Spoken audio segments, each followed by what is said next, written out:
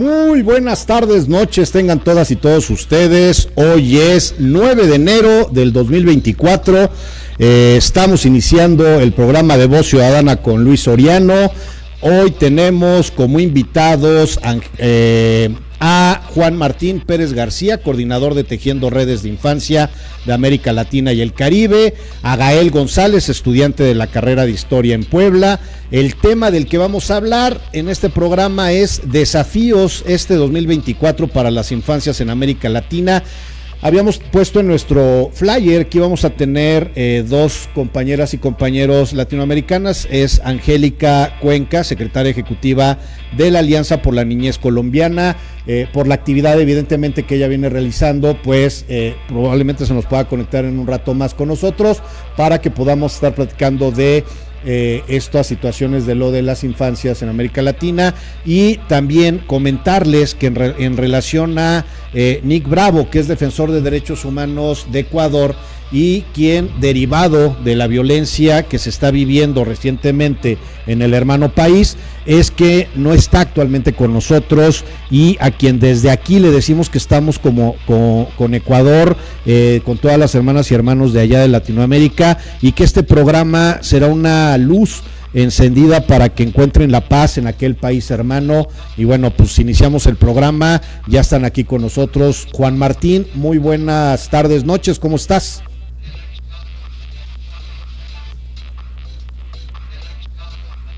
Gael, ¿cómo estás? ¿Qué tal? ¿Cómo estás? Muy buenas noches. Muy bien, pues aquí pues representando un poco a las juventudes poblanas. Sí. Qué bueno. No te preocupes. Bueno, pues sean bienvenidos todos ustedes, y bienvenidos también a todo nuestro público. Estamos ya iniciando y quisiera empezar, ¿qué te parece, amigo Juan Martín? Si podemos iniciar con un breve contexto que nos puedas dar en cuanto a lo que es América, cómo están los temas en América Latina, cómo cerramos el año en América Latina, el 2023, como para entender cuáles pueden ser los desafíos que vienen hacia al 2024. ¿Te parece bien? Sí, claro que sí, Luis. Y bueno, un placer estar aquí también, acompañado con este joven activista que reflexionará desde su propia mirada. Gracias. Pues miren, a ver, yo creo que hay varios factores que todos y todas vivimos en América Latina y el Caribe. Uno es los efectos ya muy evidentes del cambio climático, altas temperaturas, desertificación, problemas con el agua, las lluvias, por supuesto los temas que han significado desplazamiento. Y eso, lamentablemente, esta mañana conversábamos y una persona joven daba una frase que quiero compartirles porque me parece importante, refiriéndonos a que 2023 cerró como el año de más temperatura en la historia pues registrada, digamos, de los climas. Y decía ella que debemos de recordar que ese va a ser el año menos caluroso que tendremos o que tendrán, dicen ellas, las presentes generaciones. Y creo que lo describe muy bien lo que viene como desafíos y como realidades para niños, niñas y personas jóvenes. Es mucho más crítico de lo que hemos dejado atrás. Otro elemento también que está presente sin duda tiene que ver con la militarización.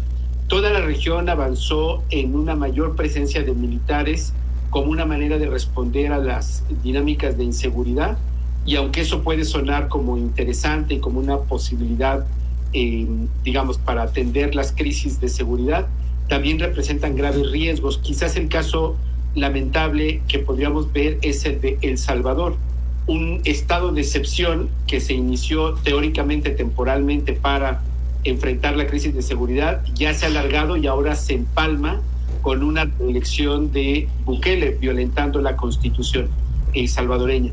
Y un tercer factor que tenemos que también señalar es cómo esta desigualdad económica, la pobreza, está siendo el detonante de muchísimas otras problemáticas. Migraciones cada vez mayores, también, por supuesto, la precarización de la forma de trabajo. Las personas jóvenes ahora ya prácticamente ninguna tiene ni seguridad social ni certeza de lo que va a significar tener empleo. Y esto, por supuesto, se asocia también con temas de sentido de vida. Entonces yo creo que hay bastantes problemáticas que enfrentamos de manera compartida América Latina y el Caribe. Oye, en relación precisamente a eso, como cerramos el 2024, como primer saque, ¿qué identificas como desafíos que tenemos que atender para este 2024? Como a lo mejor, ¿cuál sería el tema prioritario, el de urgente injerencia y aplicación? Yo creo que hay demasiados, pero diría que lo que podría significar la palanca para un cambio sería la participación ciudadana. Imaginemos cualquier problema, el cambio climático, el desplazamiento, migración, temas de seguridad, inseguridad, falta de empleo, lo que sea. Si colocamos el paradigma participación ciudadana, obviamente de niños, niñas, personas jóvenes con fuerte prioridad, ahí encontraríamos con ellas y con ellos en un diálogo intergeneracional alternativas, soluciones, formas de contener y demás. Sin participación ciudadana, todo lo estaríamos dejando o a un dios X, a los militares, a los políticos, que sabemos que en general mienten y tienen intereses particulares, o a los criminales. Entonces, por eso es que la participación de las y los ciudadanos sí puede ser una palanca frente a todos los desafíos que hemos mencionado. Ok, es un buen dato. Mi querido Gael, estudiante de Historia, ¿de qué universidad? De la UAP. Estudiaste en la UAP, eres activista, estás muy metido en temas de política, etcétera, etcétera. ¿Qué te llama la atención del activismo? Si nos permites primero saber más de ti. Pues algo que es un hecho es que el mundo y la sociedad está viviendo un cambio, el cual tristemente es negativo, perjudicial. Bueno, tenemos varios cambios como el climático, tenemos muchas crisis sociales y bélicas. De hecho, hoy en día estamos viviendo 2 guerras y estamos cerca de una tercera guerra que podría ser entre China y Taiwán. Okay. Entonces, pues el activismo permite pues manifestar a mí mismo que no estoy de acuerdo con lo que está sucediendo en el mundo. Pues es el país que de repente nosotros los viejos te andamos dejando, ¿no? Y también, y pues es un hecho que, por ejemplo, la industria tanto cervecera como la industria refresquera están secando el país, cosa que pues varias administraciones pasadas han hecho que bueno, el agua de los ciudadanos mexicanos, en vez de ir para el uso de ellos, vaya hacia una empresa privada, ¿no? Que ni siquiera es mexicana, es una empresa internacional. Entonces, hay mucha coincidencia, Juan Martín, pues, con lo que dice Gael. Al final de cuentas, el tema de medio ambiente es una situación bien particular que tú estás viendo en esta realidad que estás viendo por el tema de la explotación, por el tema cervecero, el tema de lo que está pasando en las guerras, los conflictos de paz, etcétera. Y tú a lo mejor desde esta visión, ¿qué es lo que estás viendo a lo mejor desde lo local, desde aquí, desde el estado, lo que estás viendo? ¿Tú qué estás viendo en el estado de Puebla que a lo mejor no estamos viendo nosotros? Pues, por ejemplo, en Puebla ya estamos viendo lo que es la escasez de agua. Okay. También estamos viendo un poco la inseguridad. Bueno, de hecho ya tenemos bastante inseguridad dentro del estado. Ya estamos empezando a tener, a sentir el cambio climático. Temperaturas más como que hace un calor más fuerte, más intenso. El frío se siente como que, nunca habíamos llegado a temperaturas tan frías como en otros años. Esto se debe al cambio climático. Luego, por ejemplo, en diciembre empezaba a llover cuando no es temporada de lluvias, ¿no? Pero así lluvias torrenciales e inclusive pues tener varios días lloviendo, cosa que no es normal en un mes como diciembre. Oye, ahorita regresamos con Juan Martín, se nos cayó un poquito la señal, pero ya está otra vez por acá. Oye, Juan Martín, a razón de lo que platica Gael, pues es muy, muy relacionado a lo que tú estás comentando, ¿no? O sea, el tema del medio ambiente, tema de lo del agua, los conflictos armados que se están generando. Habla Gael de lo que está pasando en China con Taiwán, etcétera. ¿Tú cómo ves este tema? Totalmente de acuerdo, y me sumo a la reflexión que hace Gael en esa mirada estratégica. Es decir, solo recordar o complementar que después de la pandemia, en 2020 y toda la debacle económica que eso significó, los analistas que hacen análisis político y prospectiva ya anunciaban no solamente otras pandemias que tendremos, como la de salud mental, que es un gran problema, sino también guerras. Recordemos que las economías, particularmente las dominantes, como las de Estados Unidos, las europeas y Rusia, su economía es de guerra. Entonces necesitaban reactivar la economía, y Estados Unidos, que como deporte y como negocio arma guerras en todo el mundo, Rusia necesitaba una guerra. Todas las guerras tienen la violencia armada tiene varias connotaciones importantes: económicas, porque representan activación de economía de guerra como lo son esos países, pero también alimentan los espíritus nacionalistas y la creación de adversarios y enemigos. Y esto lo vemos en todo el mundo. En México la narrativa es o de gente de Morena o conservadores.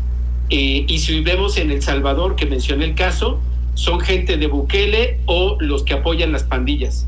Y así, vámonos a cada país, y esa polarización, piensen en Estados Unidos, la gente que apoya a Trump o los que apoyan a los migrantes, por ejemplo, ¿no? Okay. Regresando a esta economía de guerra, se traduce en un tercer factor, que además de la polarización, la economía, la polarización política, pero el tercero es que impide realmente resolver los problemas, porque debilita las instituciones del Estado, y eso alimenta nuevamente el espíritu y la dinámica de guerra, y siempre en las guerras quienes pierden, porque son los que aportan la sangre, son niños, niñas, mujeres y personas jóvenes. Y como hemos visto, pues los segmentos a las élites económicas se enriquecen. Vimos en la pandemia que los grupos económicos de mayor ingreso ganaron más dinero durante la pandemia, y quienes perdimos capacidad de ingreso, en América Latina la mayoría de la población perdimos capacidad de ingreso, somos nosotras en general, la población digamos de a pie. Entonces esto que está planteando Gael es central para entender que no solamente representa un desafío, sino claramente ya limitaciones para pensar o imaginar proyectos de futuro para ellos y para ellas. Nosotros, los que nacimos el siglo pasado y quienes tuvieron la posibilidad de tener algún empleo más o menos formal, tendrán pensión. Por muy pequeña que sea, tendrán pensión. Pero la mitad de la población que está en la economía informal no tendrá pensión. Y las nuevas generaciones tampoco tendrán pensión. No es un tema de ley, no es hacer un decreto ni que se apruebe una ley. Eso no es la economía. Y la economía no está permitiendo que esto permita definir o tener elementos de futuro para las personas jóvenes. Oye, Gael, a razón del, Juan Martín trae evidentemente todo lo que estás manejando, el tema de las guerras, que finalmente es la economía de la guerra, de todo lo que va generando. ¿Tú cómo ves precisamente conflictos de esta naturaleza que están pasando en Rusia, que están pasando en China, que están pasando, actualmente el día de hoy en el tema de Ecuador, que Estados Unidos está incentivando en varios lugares del mundo, en Europa, que necesitan esta situación? ¿Tú qué opinas de esto que está comentando Juan Martín? Pues totalmente de acuerdo. La guerra siempre ha sido un negocio. Si no, pues, si nosotros, yo como historiador, si ustedes se pueden revisar un poco la historia de la humanidad en general, todas son puras guerras, o sea, desde la antigüedad siempre hemos tenido varias guerras, ¿no? Ya sea por demostrar el poder que un imperio, no siempre, antes no era lo económico, ¿no? Como hoy en día. Antes querían demostrar el poder que estos tenían y cómo estos mostraban ser los mejores en el mundo, ¿no? Okay. De hecho, esta visión llega a impactar tanto, y lo vemos con el Reino Unido, que es una nación muy respetable. Yo respeto mucho el Reino Unido porque me gustan mucho de su cultura. Sin embargo, no puedo negar que se han metido militarmente en todo el mundo, en América, en África, en Asia, en Oceanía. Si se dan cuenta, pues el inglés es la lengua imperial, es una lengua imperial, ¿no? Y la guerra, pues como decía Juan Martín, es algo que nos afecta a todos, especialmente a los jóvenes. En Rusia, debido a la escasez de soldados, ya empezaron a reclutar varios jóvenes. Se supone, ¿no?, que ha habido registros de que hoy en día en Ucrania ya están peleando jóvenes rusos, lo cual ha incentivado tanto la migración de jóvenes rusos hacia otras partes de Europa o inclusive América. así como ucranianos, ¿no? También no hay que negar que en Ucrania también hay hay participación de los jóvenes. También en México lo vivimos, ¿no? Esta guerra contra el narcotráfico nos ha afectado mucho a los jóvenes, especialmente porque ellos son carne de cañón.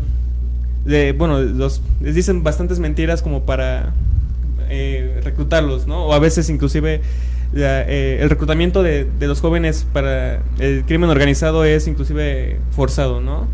Ya hoy en día da miedo ser joven y salir por la noche porque no sabes si mañana vas a regresar. Oye, ¿cómo viene el abordamiento precisamente de ese reclutamiento que tú has escuchado, que a lo mejor pasa en otros estados, pasa en o pasa en algún lado?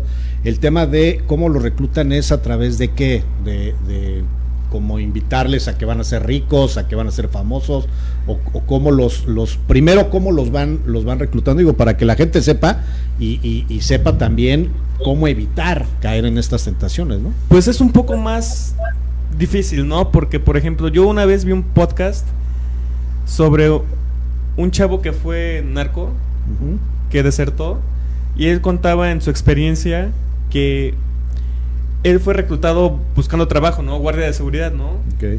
Y de la nada, pues no lo llevaron a trabajar de guardia de seguridad, lo llevaron a lo que son las escuelas las escuelas de los narcos, ¿no? Tenía un nombre en concreto, realmente no recuerdo. Okay. Y pues el otro reclutamiento es a base de mentiras. Es como México vive una situación muy difícil en el tema económico. Pues lamentablemente no todos los jóvenes tienen la capacidad de adquirir dinero de una manera tan fácil. Entonces una de ellas es el narcotráfico, ¿no? Okay. Entonces finalmente es un tema más por un tema de necesidad. El tema del engaño y todo es parte de, pero el tema de la necesidad te motiva a estos esquemas, ¿no? Sí, por supuesto, y no solo es pues subliminalmente, ¿no? Es decir, no solo es por voluntad, ¿no? A veces son engañados, o a veces pues piensan que el narcotráfico o las armas son como un videojuego. Entonces pues un joven no tiene la dimensión y la madurez como para comprender que en lo que se están metiendo. O sea, el tema de los videojuegos, ahorita que metes el tema de los videojuegos, es un tema interesante. La mayoría de los videojuegos hoy en día es como el tema de los balazos de guerra, de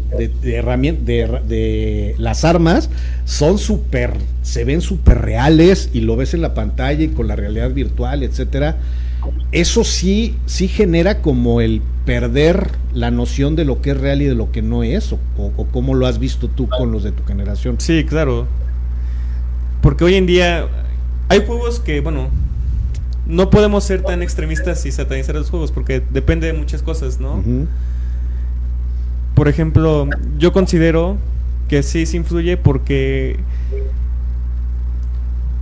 te visten de un Navy SEAL o de las fuerzas especiales de lo que son los Estados Unidos, ¿no? Entonces pues dicen, pues ser un Navy SEAL es casi de que te mandan en un jet, saltas de un jet en paracaídas y caes en un barco y matas a todos y eres el héroe y subes la bandera estadounidense, ¿no? Así son los videojuegos.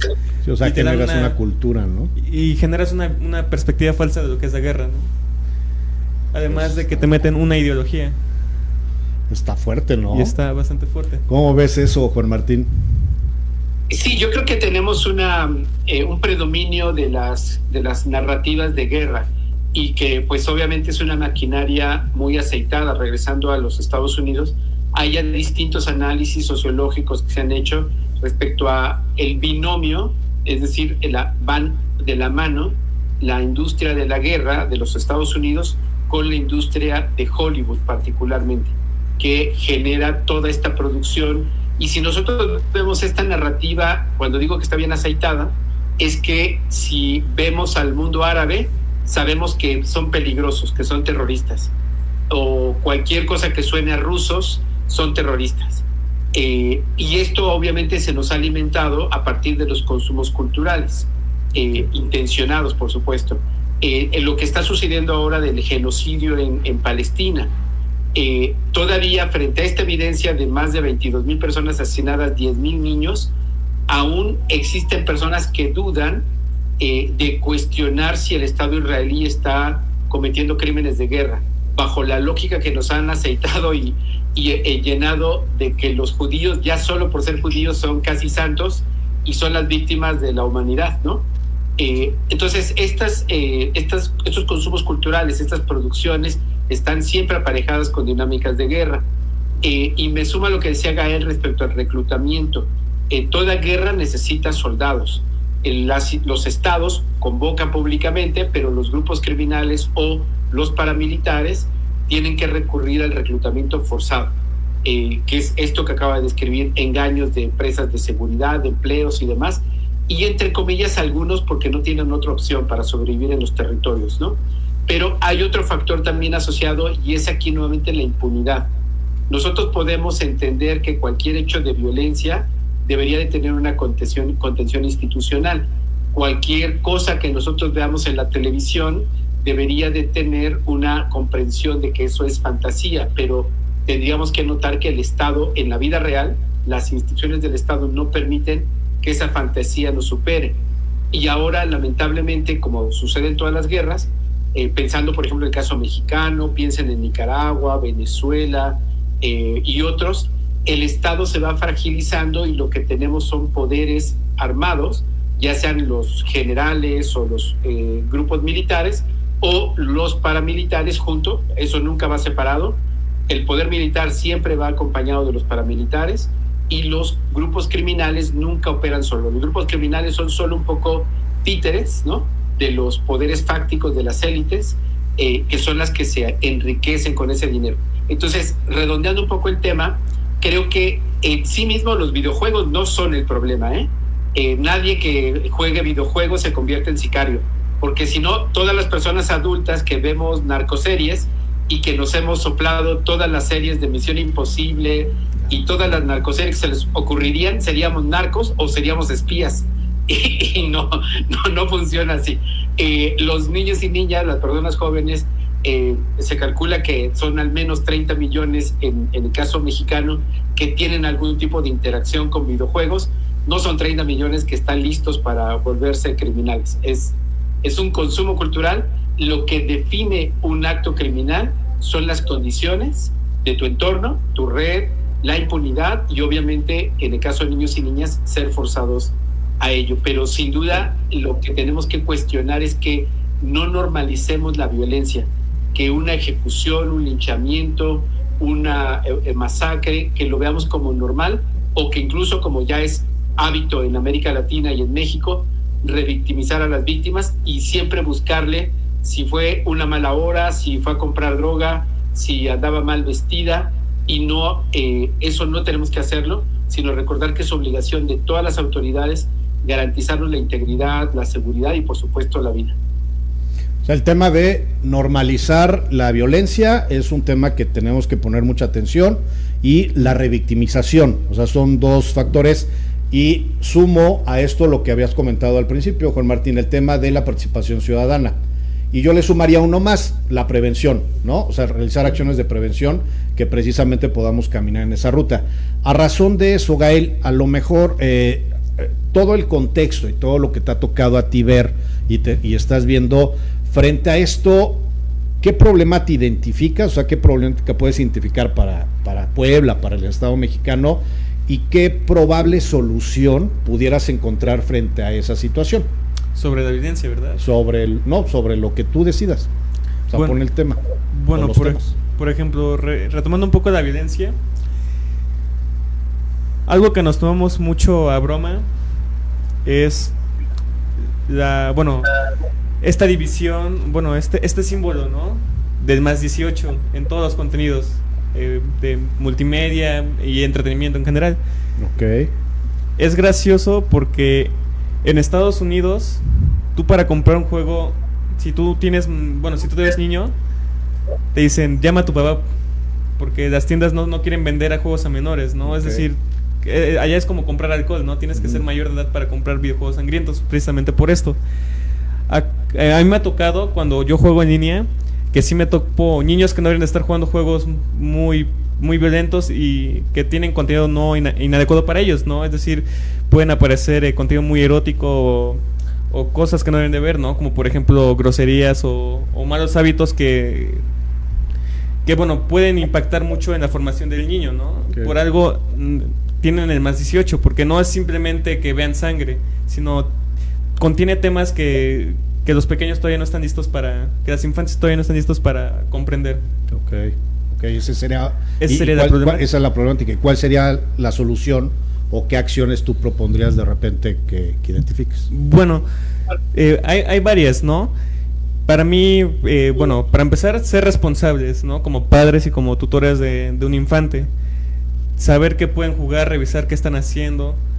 Y no todos los juegos son disparos, hay varios juegos recreativos y que son adecuados para los niños bueno, para los menores, ¿no? Para los infantes y tanto para los jóvenes, ¿no? Y pues ya cuando estén cuando estén creciendo, cuando vayan siendo más maduros, tenemos como que esa libertad de empezar a introducirlos en estos mundos, ¿no? Porque no podemos limitar a los jóvenes a que sepan, ¿no? Uh-huh. Es decir, ellos tienen que conocer acerca sobre la evidencia, ¿no? Porque es algo natural, ¿no? Sin embargo, tema de como cultural, o sea, como pues, darles formación. Sí, hay que inducirlos a que es solo contenido, ¿no? Solo es entretenimiento y no trasciende más allá de eso. Algo le pasó al teléfono. Otra, a ver, amigo, a razón de lo que comenta Gael, ¿qué agregarías tú o cómo lo contextualizarías a razón de la experiencia que tú tienes? Sí, yo creo que también lo apuntabas tú, Luis, en perspectiva de que tenemos frente a este escenario tan adverso que avanzar hacia la prevención. Y esto, o sea, cuando hablamos de no normalizar la violencia que está en las casas, pensando que si le pegan a los niños y niñas con eso los educan, o que se peguen entre hombres para resolver sus conflictos, o que pues las chicas no se porten mal para que no les peguen sus novios. Estoy mostrando muchas formas de violencia normalizadas, o que un policía le pegue a las personas jóvenes o demás. Eso no tenemos que normalizarlo porque además es ilegal, pero a nivel mucho más amplio tenemos que evitar pensar que los militares son la solución, o que exterminar a las personas que cometen crímenes, por más atroces o graves que sean, como la pena de muerte o cosas por el estilo, son salidas. Y eso implica comenzar a construir frente a la guerra, a lo que estamos hablando de la violencia armada y estas culturas de guerra y el negocio de la guerra. La alternativa es construir la cultura de paz y obviamente la prevención de la violencia. Y eso suena un poco como a Gandhi, ¿no? Así como utópico, como de casi imposible cuando todo está polarizado y todo el mundo está tocando tambores de guerra. Pero precisamente el valor que tienen personas como Gandhi, Martin Luther King, o incluso en el caso mexicano muchos movimientos por la paz a lo largo del tiempo, es que precisamente nos hemos opuesto a la narrativa hegemónica de buenos y malos y de encontrar en la violencia la solución. Nunca es una solución para la humanidad. Si algo tenemos evidencias que todas las guerras representan grandes retrocesos, y cuando el mundo no está en guerra, cuando los países no están en guerra, tienen grandes desarrollos, mejor calidad de vida, más bienestar, avances en derechos. Así es que por eso la noción de oponernos a la cultura de guerra, construyendo cultura de paz, desarrollando acciones preventivas, obviamente teniendo como base la participación de las y los ciudadanos, tenemos ahí bastante que hacer. Y esto cruza con elementos básicos como invitar a las personas a construir pensamiento crítico. O sea, que no sea un tema profético de que nos escuchen y digan, esta es la verdad. No, escucha esta opinión, escucha otra, escucha 5, 10 opiniones más y crea tu opinión propia. Y desde ahí comencemos a dialogar, y dialogar implica respetar al otro. Implica que no va a pensar igual que yo, afortunadamente, pero eso no significa que estemos enemistados ni enojados o que sea adversario. No, tenemos que reconocer que todas y todos somos diferentes y podemos desde estas diferencias dialogar para construir acuerdos en bien común. Y esto se ha hecho históricamente, se hace todavía mucho en las comunidades indígenas, y creo que tenemos oportunidades de recuperar eso, aún con lo difícil que se ve el escenario. Oye, en relación precisamente ahorita a lo que mencionas de estar escuchando a todas y a todos, me viene a la mente finalmente lo del adultocentrismo, ¿no? O sea, el pensamiento la discriminación que se genera para las infancias y para los jóvenes en todo el mundo, de no tomar en cuenta, de que no participen, de que vamos a hacer una política de infancias o de jóvenes, y la política la vamos a realizar nosotros los adultos, sin saber qué piensan, cómo actúan, etcétera. Desde esta situación del adultocentrismo, Gael, tú que, primero, ¿qué es para ti el adultocentrismo?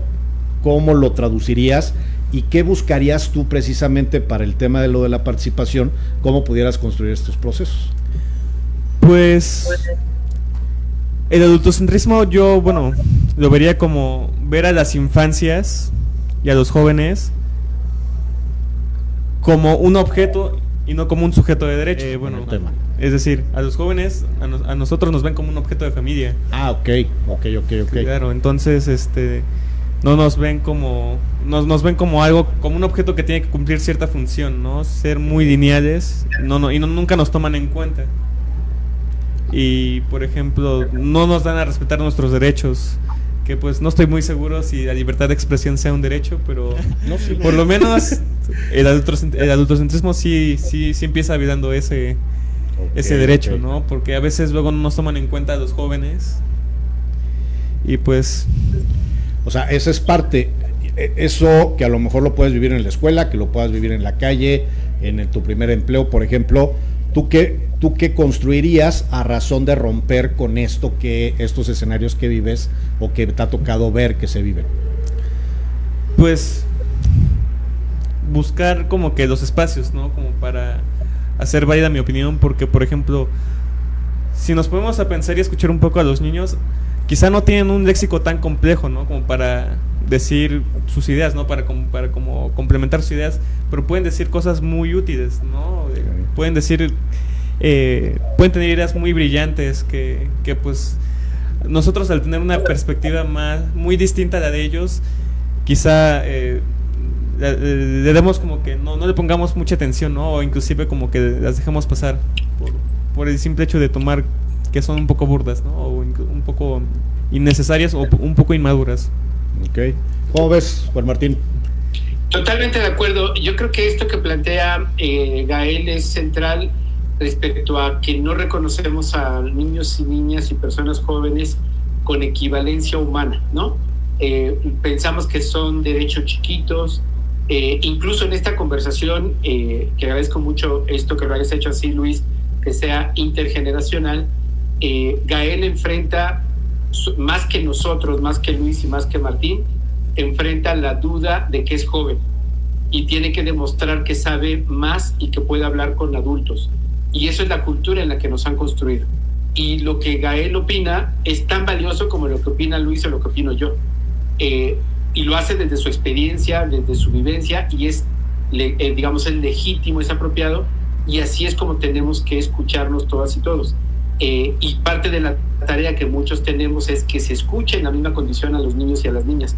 Por eso es que, regresando al tema de la participación ciudadana, si queremos resolver los problemas de violencia en la calle, tenemos que escuchar a niños y niñas y personas jóvenes que son los que usan las calles, ¿no? O sea, son los que ahí juegan, son los que ahí socializan. Si queremos resolver el acoso callejero contra las chicas, tenemos que escucharlas a ellas.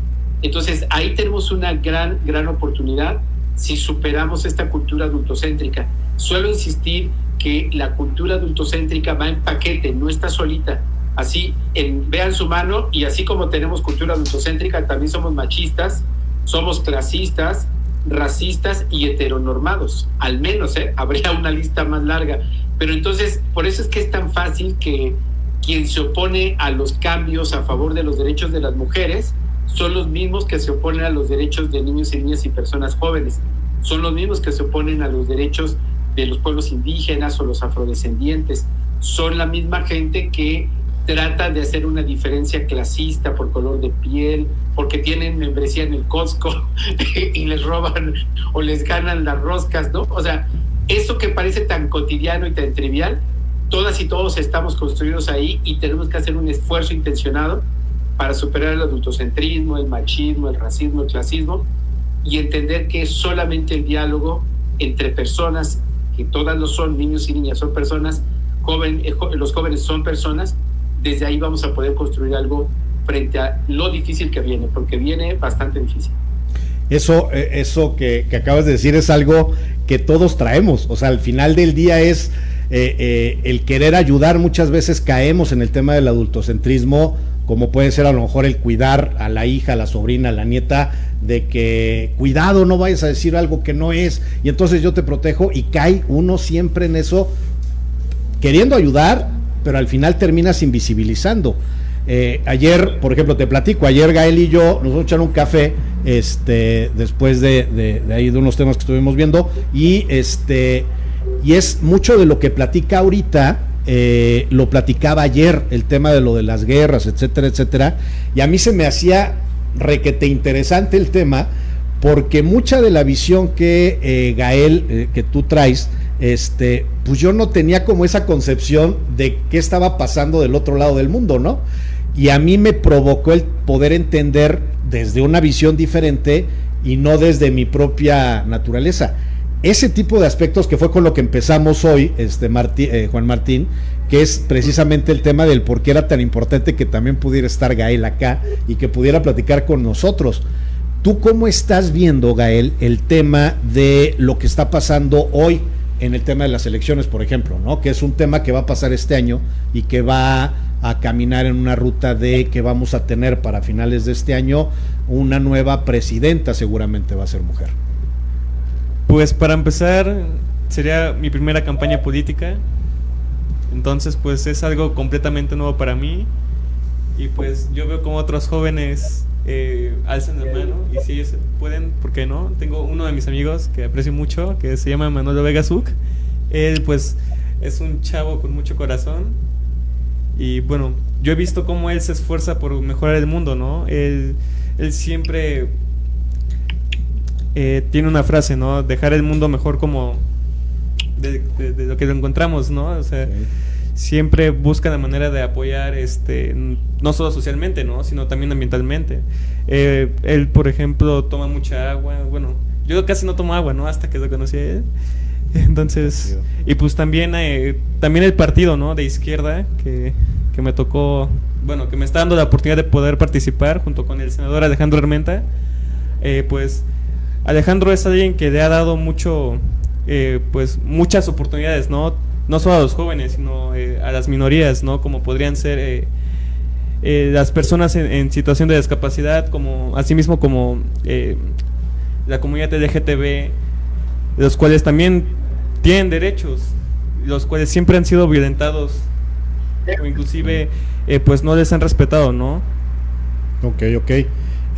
¿Tú cómo ves hacia lo que viene, Juan Martín? Bueno, dame chance de comentar los mensajes que tenemos en el programa y ahorita ya te pregunto a ti. Dice Francisco Martínez: hola don Luis, saludos a tu familia, saludos al pabellón de Arteaga, Aguascalientes. José Francisco González dice: Gael, te felicito, eres un muchacho muy preparado.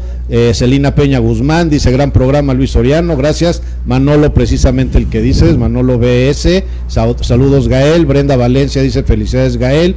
Fausto Reyes Cervantes dice: muy bien Gael González, te felicito. Brenda Valencia dice: no a la violencia. Cianya Alanis dice: felicidades a Gael por su trabajo y dedicación.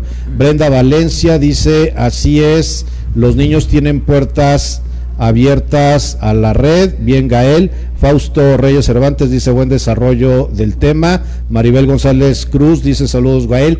Oye, Juan Martín, ¿tú cómo ves? O sea, tú que estás viendo, ya hubo una precampaña de muy poquitos días en los estados.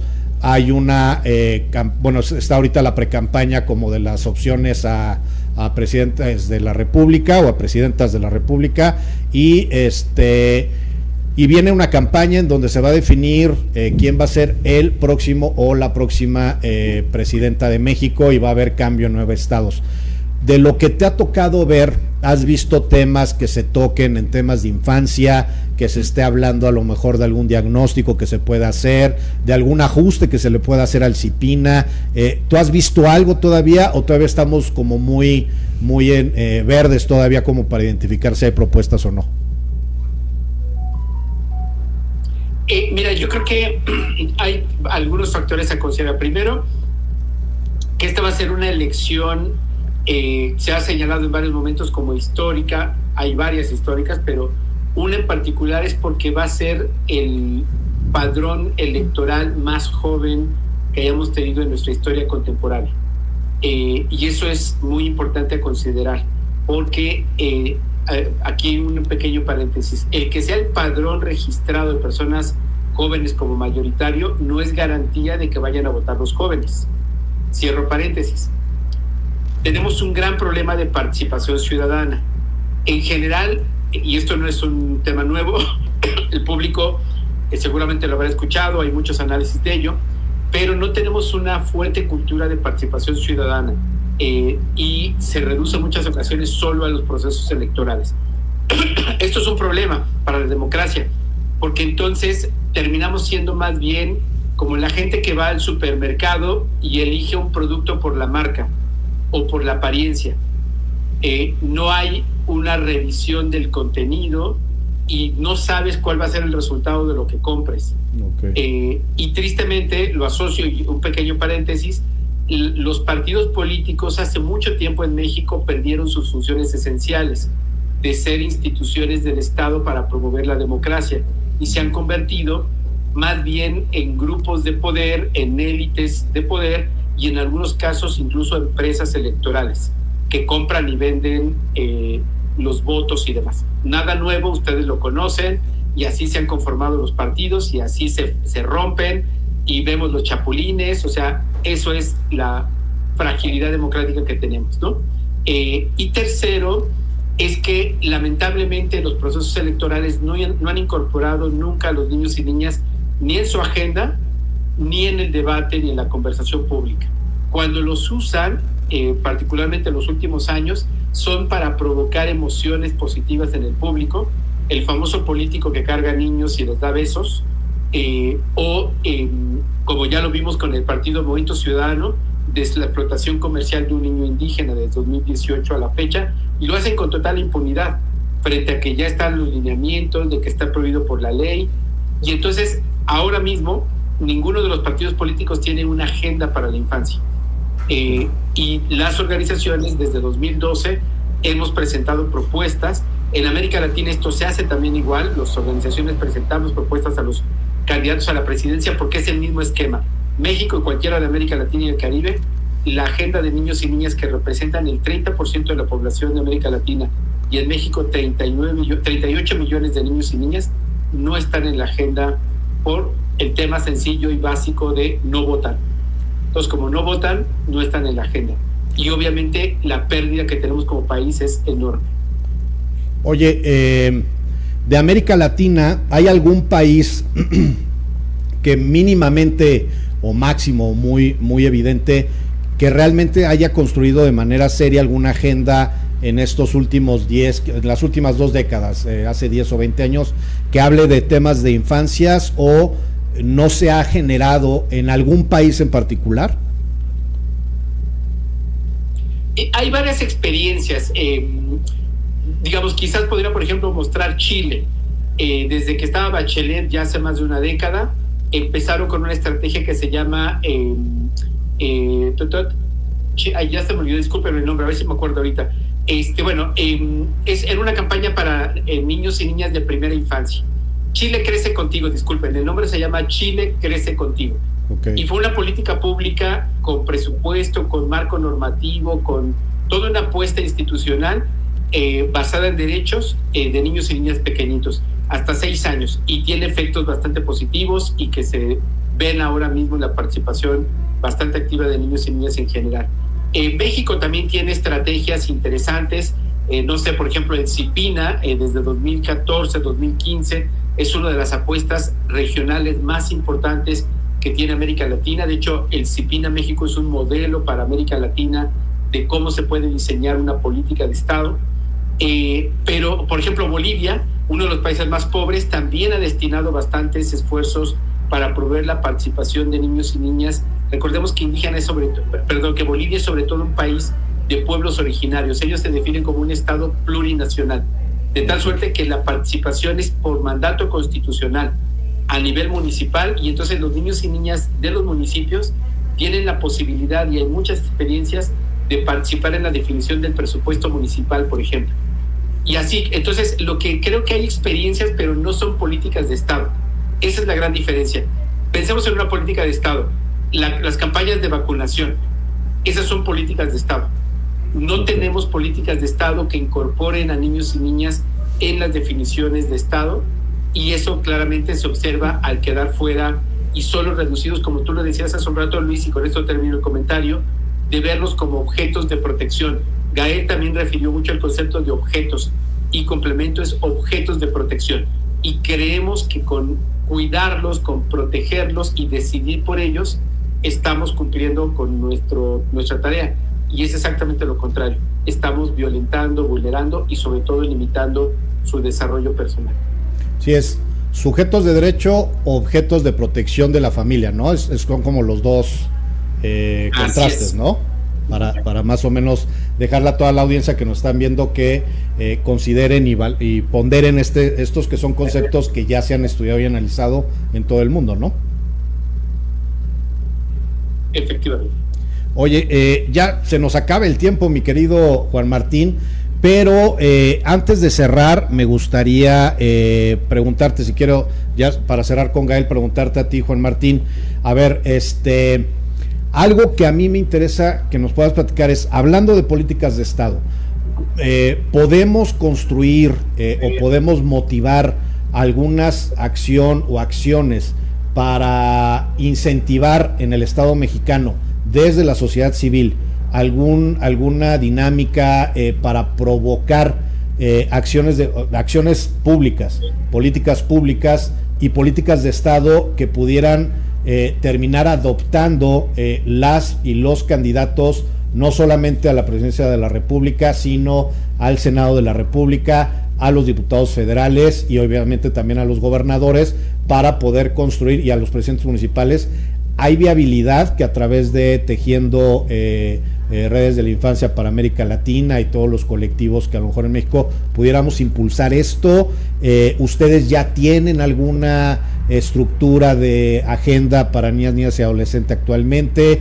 ¿Se ha construido algo con el gobierno en turno? ¿Se puede buscar construir algo con los partidos políticos? ¿O tú cómo están viendo ustedes el abordaje que se puede hacer desde Tejiendo Redes de Infancia? Sí, nosotros hemos estado impulsando procesos en toda la región, acompañando a las coaliciones nacionales en los distintos países donde hay elecciones. En el caso mexicano estamos haciendo lo mismo.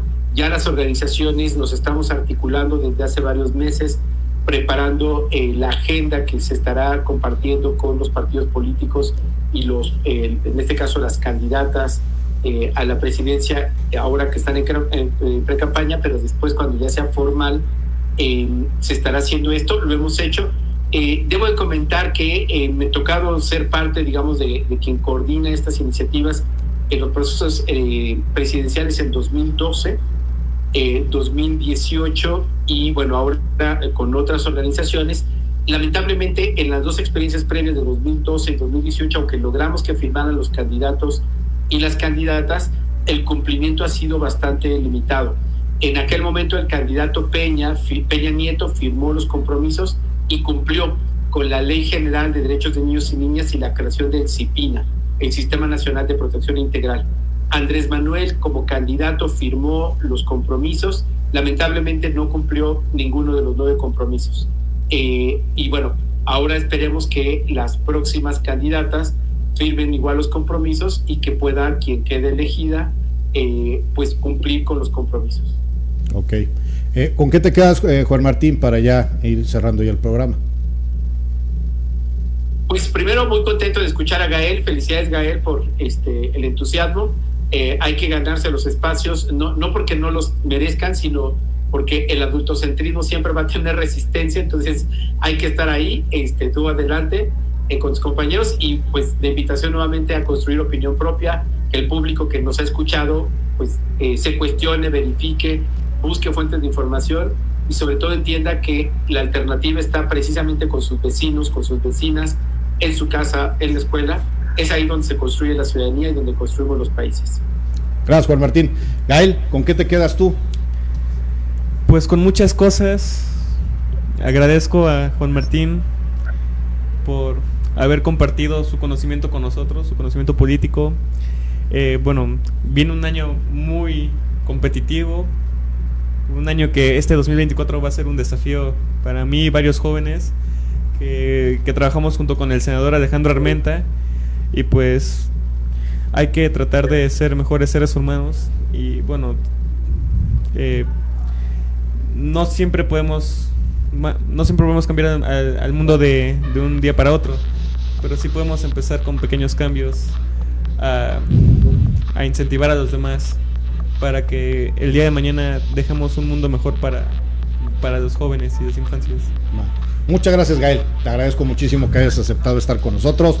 Juan Martín, también es un placer, ya sabes, decirle a nuestra audiencia que con Juan Martín traemos un tema desde hace algunos años de tratar de que por lo menos una vez al mes podamos meter algún tema de infancias o de jóvenes a través de todo estos colectivos que tenemos alianza, y hay amistad y hay vinculación con los compañeros y compañeras de América Latina, y agradecemos muchísimo, Juan Martín, sabemos que andas en la locura en toda Latinoamérica y que te hayas dado el espacio para estar con nosotros, muchísimas gracias. También agradecerle a Angélica Cuenca, que desde diciembre habíamos quedado ya de poder platicar, y entendemos precisamente, ella es como el símil de lo que es el CIPINA en México, ¿no? Más o menos es el tema, ¿no? O sea, digo, para que sepan el nivel de lo que es Angélica y la carga de responsabilidades que tiene en Colombia, ¿no?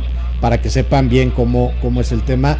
Y bueno, del buen Nick Bravo, pues el tema de lo que está pasando ahorita en Ecuador, que eso hoy en redes sociales, si se meten, van a saber lo que está pasando. Están secuestrando a maestros, alumnos de las universidades por parte de grupos delincuenciales. El presidente de la República ya informó, ya generosa. Son temas que están pasando en América Latina y son temas bien delicados. Entonces, lo único que me resta es agradecerles a ustedes la mejor buena vibra de paz, de tranquilidad y de construcción de procesos a los compas y las compas de Ecuador, para que puedan encontrar la paz. Muchísimas gracias. Esto fue Voz Ciudadana por los Derechos Humanos con Luis Soriano. Lo único que me resta es decirle lo que siempre les decimos: adiós, gracias, sean felices, adiós.